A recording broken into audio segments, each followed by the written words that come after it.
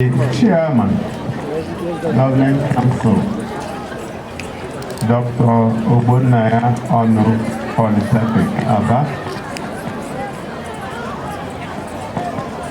Engineer Stanley Egege.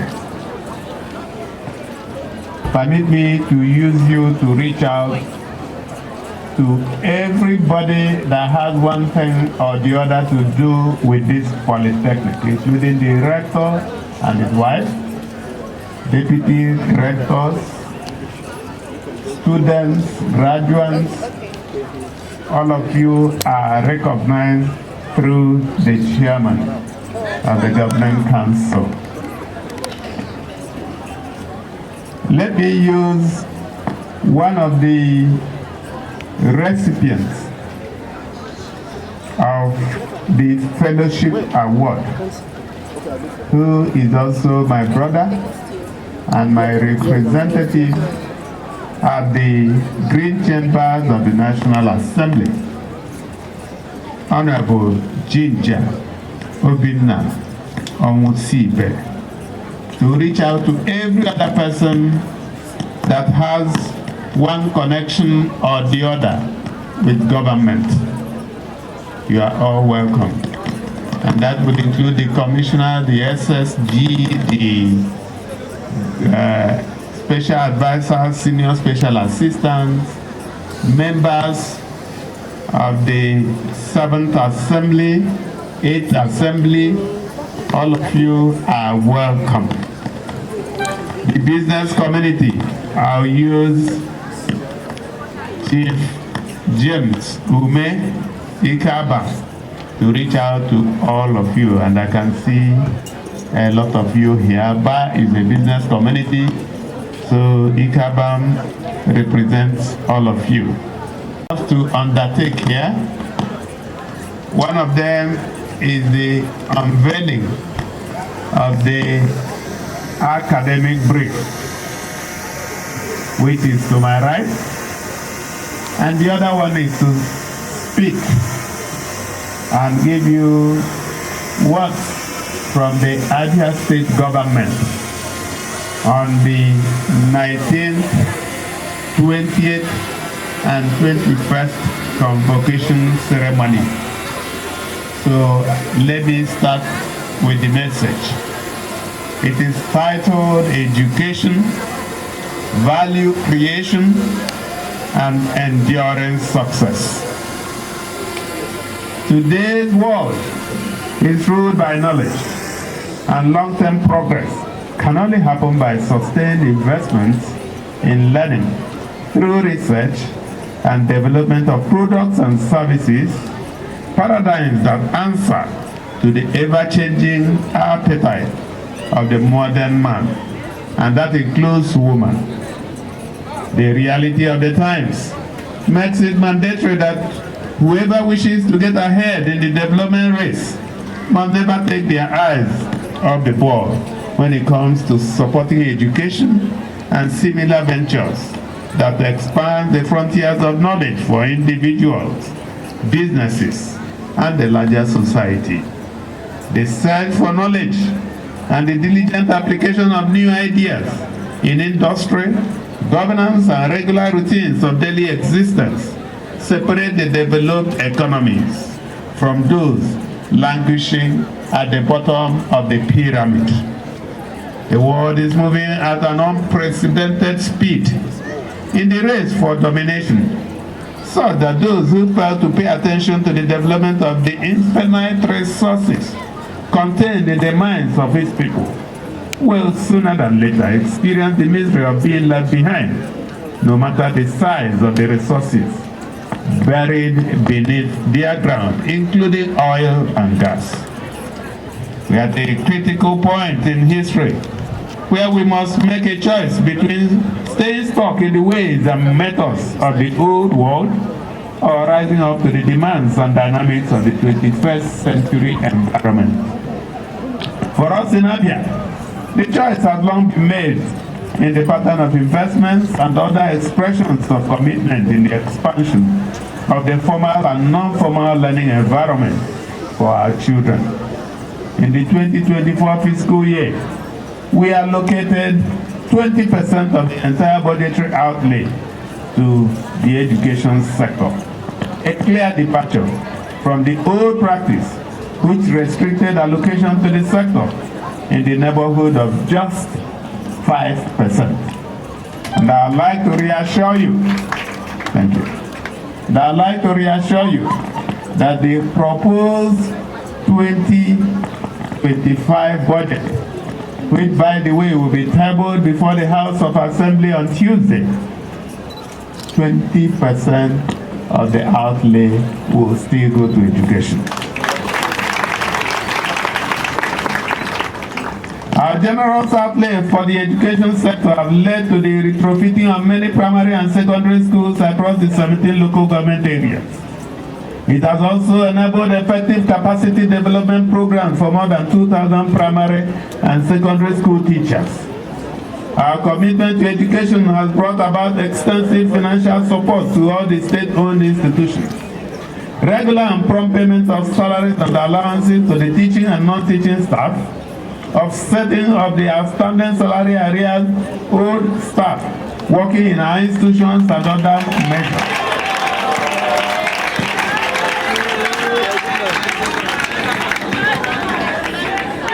Thank you. And other measures designed to address the long-term injuries suffered by thousands of people working in the state's education sector. I'm happy to announce that earlier this year, we paid about 4 years accumulated counterpart funding of about 5 billion naira to the Universal Basic Education UBEC. And UBEC has written to assure us that very shortly, the total funds, which in my estimation should be over 10 billion, will be released to us. So there will be more firepower to support education. The gains of these investments will begin to mature in the next few months through improved quality of teaching and learning under very conducive environment, the expansion of learning infrastructure, and ultimately the quality of output from our public school system. On this note, distinguished ladies and gentlemen, I am pleased to formally welcome you to the combined 19th to 21st Convocation ceremonies of the Dr. Ogbonnaya Honor Polytechnic, formerly known as Abia State Polytechnic, Aba. I want to congratulate the graduates, their parents and sponsors on this very important milestone. Congratulations are also due to your lecturers and other staff of the institution for their sacrifices and investments in your future, especially during what must have been very difficult and trying times for them following long-term defaults in salary payments. We are all here today in celebration because these students and their lecturers refused to give in to this debt. Thank you for being models of resilience and strength, for holding it all together when everything appeared to be falling apart. The most tragic thing that happened to Abia under the old order was not the total abandonment of our road infrastructure to deterioration or the multi-sectoral neglect that characterized public sector governance in the state. As disheartening as these things were, my estimation is that the worst injury that was done to our state was the absence of interest in the education sector.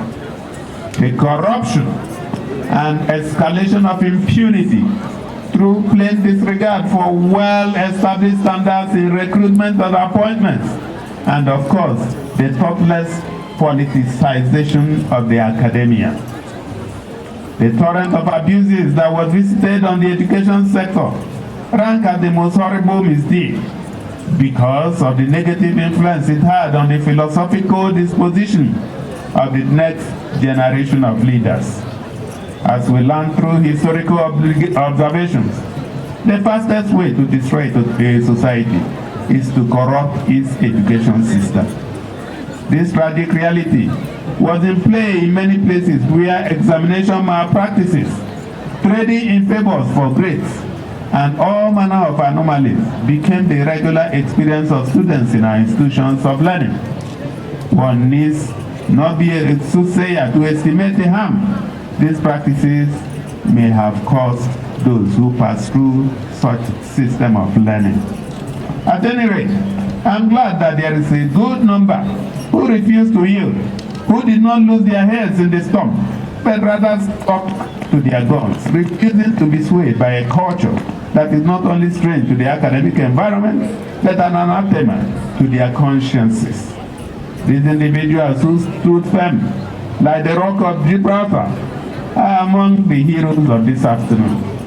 This convocation ceremony presents us a good opportunity to celebrate the graduating students and to also honor many other stakeholders who held themselves to higher standards in a long season of anomie. Our victory is expressed emphatically in the thousands of graduates who will be leaving this pavilion with their ordinary national diploma and higher national diploma to go into the larger society to prove their mettle as winners and conquerors. You have passed through the crucible of fire and emerged stronger, well refined, and ready to take on the challenges of life. Your next task is to announce yourselves to the world through continuous pursuit of excellence in your different life assignments. May I seize this opportunity to thank the Rector of the Polytechnic, Dr. Christopher Okoro-Carlo, and the entire management team of the institution for their efforts in restoring life to this school. I would like to also thank the chairman of the Governing Council for accepting to serve, because this is a labor of love for him. If you know him very well, he's a very busy he's a very busy person, and he has a lot in his hands. Chairman, thank you for answering that call, and thank you for doing it very well. Managing an institution such as this will always be a demanding job, but this was a peculiar case.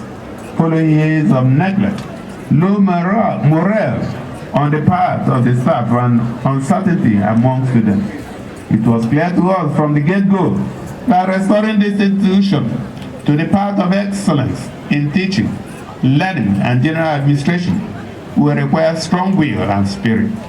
I'm glad that the management team has reasonably justified our confidence in them by their outputs.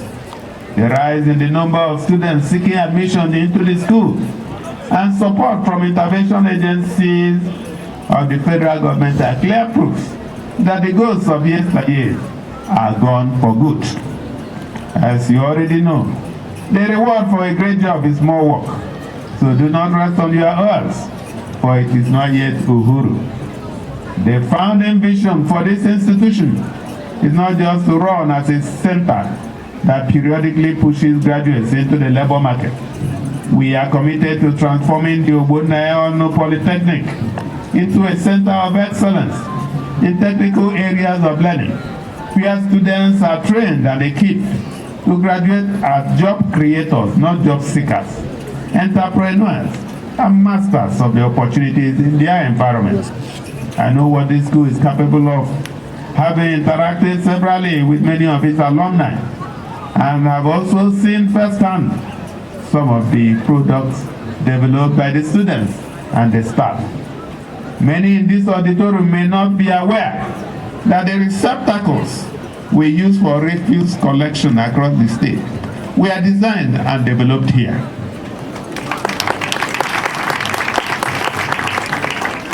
The state government entered into a partnership with the school to produce and supply the metal receptacles we use in managing urban and semi-urban waste.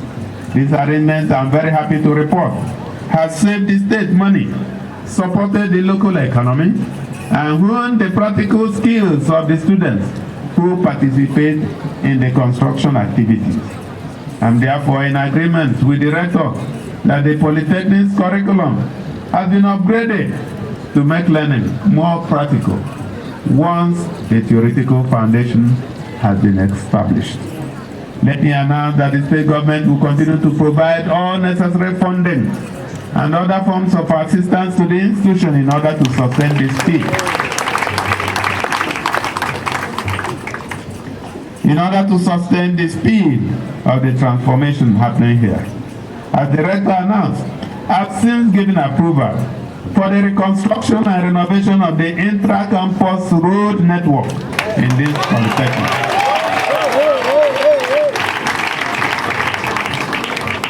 This project will kick off very soon within this dry season.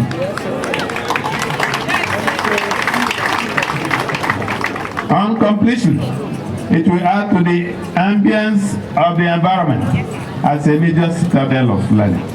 The request for students' hotel will be considered. And if we can get genuine private investors, that will speed up a lot of things, because we want our students to live in decent environment located within the proximity of the institution to facilitate learning through peer-to-peer interaction. Predecessors, I would like to inform you that the next batch of payment is being prepared.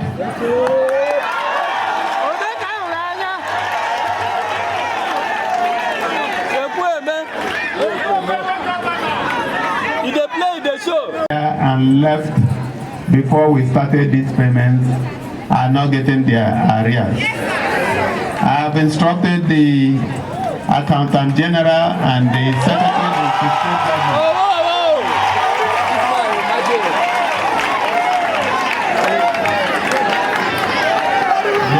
the General and the Secretary to the State Government, who is here, have been instructed a few days ago to pay everybody.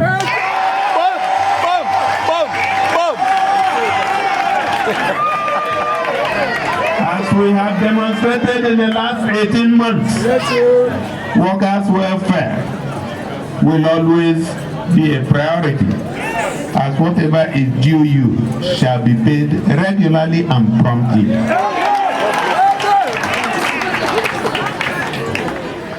Like we have also approved for other workers, I'm instructing the rector to begin to make arrangements for 13th month's salary.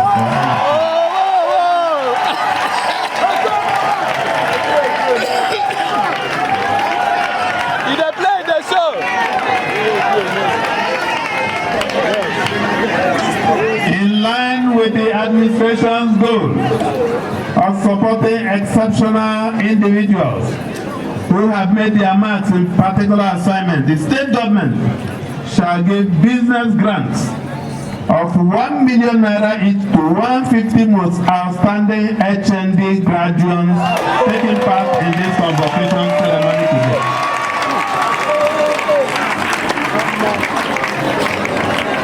This works out to 50 beneficiaries per academic year. So because we are having a combined 3-year convocation, 150 of the best will receive grants of 1 million naira each. To access the grants, will-be beneficiaries must have graduated with either a distinction or upper credit. These categories of graduates are to send detailed business proposals with supporting studies showing the viability of such ventures and its ability to generate jobs within any part of Abia State. Such proposals should be sent through email to the governor's office, and the email address you may want to write will be OGGH. O as in orange, G as in Godwin, G again as in Godwin, and H as in high. You got that? Yes, sir. At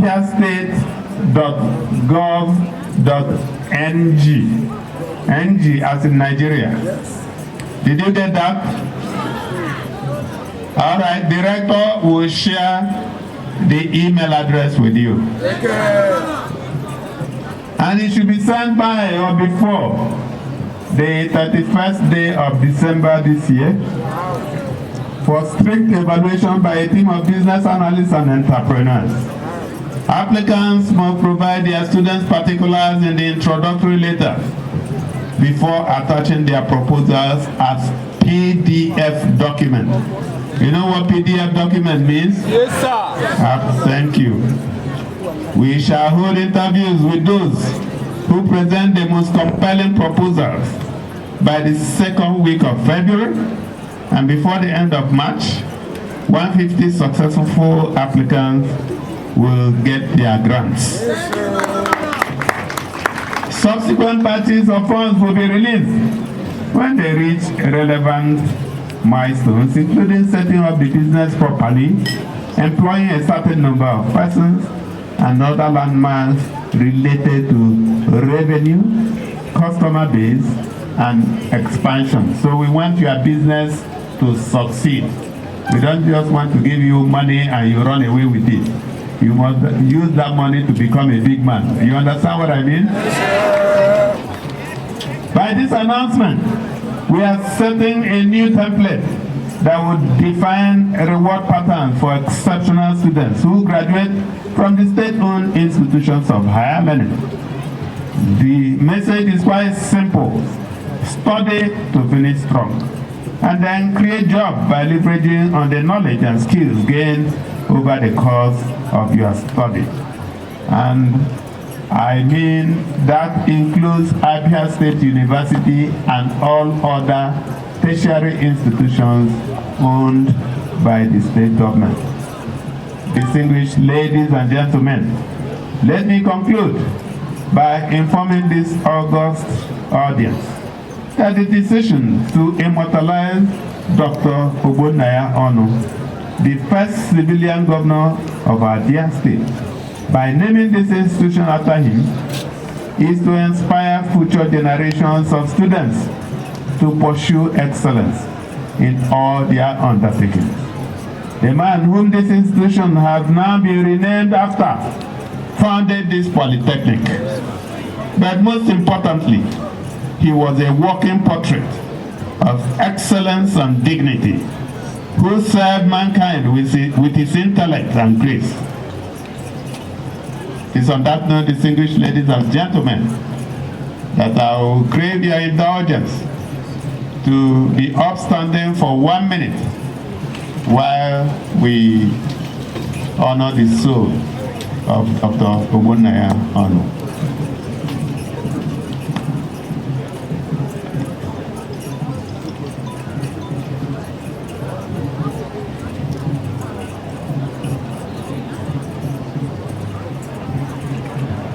May Dr. Ogbonnaya Onu's soul and the souls of all other faithfully departed through the mercy of God rest in the bosom of the Lord. Amen. Please be seated. As students and graduates, fresh graduates, you must face life with a resolute determination to succeed, to become change agents and problem solvers. Do not waste time complaining about how bad things have become. Work instead on finding solutions to the social and economic problems of the day, for that is the only path to true greatness. I wish you well as you march into the brighter and the bigger stage of life. Congratulations to all the graduates. Distinguished ladies and gentlemen, it is on that note that I will proceed with the rector and the chairman of the governing council to unveil the academic brief. 2024 is gone. Okay, so it should be 2025 to 2029. All right? And Ogbonnaya.